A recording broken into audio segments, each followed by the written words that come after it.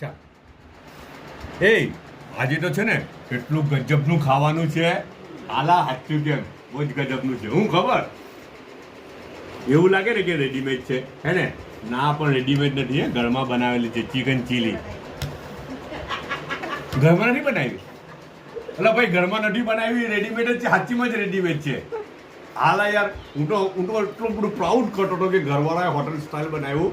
હવે કહું ભાઈ ખબર પડી કે લોકો એમ કે ઘરમાં રેડીમેડ છે. ચાલો કંઈ નહીં, પણ જોવાની સારી છે. ચાલો અચ્છા, ઘરની કઈ વસ્તુ તો હે નાયડી છે. દાલ તડકા.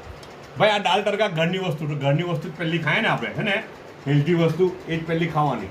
દાલ તડકા છે, મસ્ત લાગી રહેલી છે ને. એ લોકોની દાલ તડકા છે ને યુનિક હોય છે, બહુ ગજબની હોય છે. એને રોટી હાથે ખાવાની.